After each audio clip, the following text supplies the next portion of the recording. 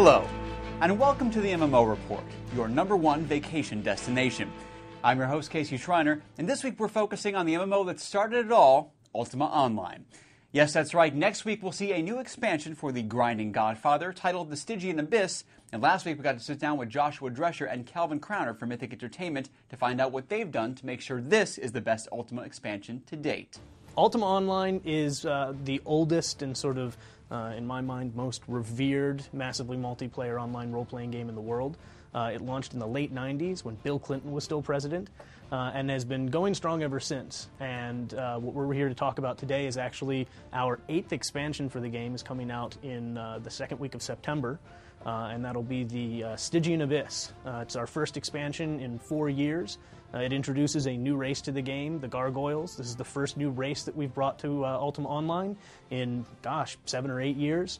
It brings huge new areas of content for players to enjoy and to go adventuring in. The Stygian Abyss originated from the PC game Ultima 6 False Prophet, where the Gargoyles actually existed, and they essentially thought that the Avatar was essentially like a false prophet that was coming to take over their race. And from that point, we've actually got bits of the world, and there's, if you look at Ultima Underworld, and then you look at the Stygian Abyss map that is the Underworld, you'll notice it's essentially, we took that game with boom, but now, just as Ultima Online should be, it's Ultima, it's online, and it's in a 3D world. But we're really excited to bring a game that has a lot to offer to MMO players that you just don't see in sort of the traditional post-EQ MMOs that are on the market today. So if you have ever been a fan of UO, or if you're a current player, now's a great time to get back into the game and to be looking forward to the Stygian Abyss. The Ultima world doesn't start with Ultima Online. It actually goes back, 18 years further than that. So the first sort of proper Ultima game came out in the early 80s, but there was, a sort of a precursor version of it that came out in the 70s, a Calibeth. That was sort of like an early dungeon crawl game. And so what we've kind of done with the Stygian Abyss is to look back to the 30-year legacy of Ultima as sort of a world, and have gone back to some of the things that players are going to remember from those original single-player games, and tried to incorporate those into the sort of ever-evolving world of Ultima Online. So the Stygian Abyss and the narrative of the Gargoyles actually ties back into games from the 90s. That even predate Ultima Online. The Stygian Abyss is the area between Britannia and Termir.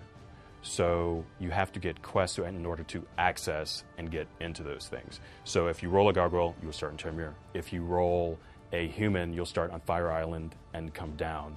So you will be able to get to those places. Everyone can go and play the champ spawns. The champ spawns right now are geared towards Felucca, so the PvPers, yes, this is you. If you want to come here, you have to come through me. And then, of course, the other boss mobs and that sort of thing come from the different areas. The intent of the gargoyle is to not be an elf or a human with wings. That was the first and foremost part, and actually that was something from a higher perspective that just always got handed down. So one of the first things we get is the ability to fly. So they have massive wings, which are actually not bat-like. They are actual gargoyles. We're not talking from the cartoony. We're talking things that actually show up and hurt your feelings just because they're so absolutely positively imposing.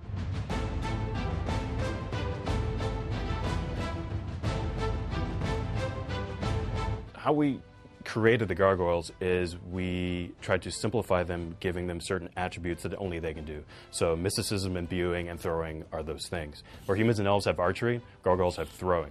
The good piece is when we were doing closed beta, the folks came back and was like, throwing is weak sauce. This is not viable. So what we did was we took one of our designers that was, he kind of just really appreciates the game, and he's like, he is no kidding a PvP guy. So until he knew that throwing was viable and he could own with the throwing weapon, that's when we knew that throwing was the way it was supposed to be. So we know that throwing works, that we know that gargoyles are going to love it, and when you roll one and you hit somebody with a boomerang that's this big and you hit them in the chest and they go back and they get knocked back and they go down, you'll feel a sense of accomplishment. And then imbuing is the last skill, which we've done 4 rounds of surveys, and this is where players want to exist. Imbuing gives you the capacity to take things that are in the environment, meld them down, and then create armor and weapons. And so essentially you essentially decide what type of playstyle you like, and then imbue it with those attributes. Imbuing, I think, is going to probably change how players, no kidding, play the game, where it's like I don't have to take something that's handed to me. I can adapt things to what I like and the way I want to play.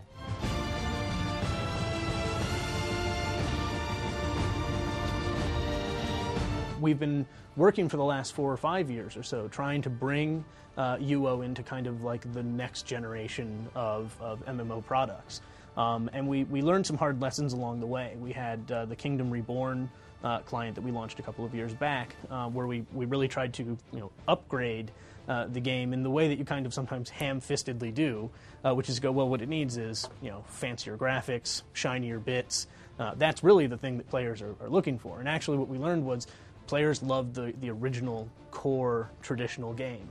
They like the look, they like the feel, they like the fact that it could play on all sorts of different hardware, and so what we learned was actually we were potentially nurturing the wrong part of that property, and so we went back and we kind of excavated a lot of useful lessons from that, and basically looked at Stygian Abyss as our opportunity to do things the right way.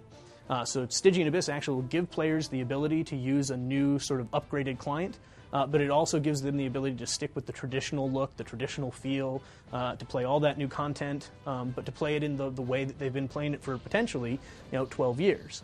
So Stygian Abyss was a technical challenge in addition to sort of being an artistic and political challenge. We have to be careful to continue to provide the kind of experience that the players have come to enjoy, but also to continue to adapt the game and make it suitable for modern audiences. And Stygian Abyss, I think, is really a great example of tending to your core, but also reaching out to potential new players. So Stygian Abyss, team effort, great. It's fun. People are already liking it. We already got good reviews in open beta. So buy copies for your friends September 8th.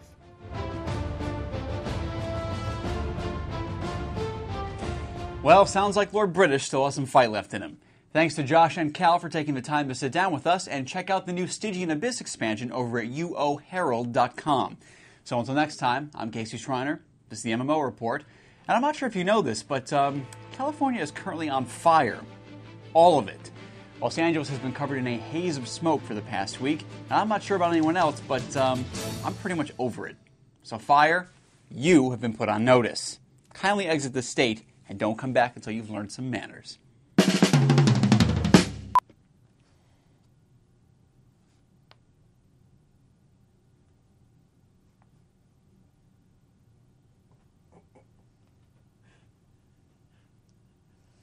I can do this all day.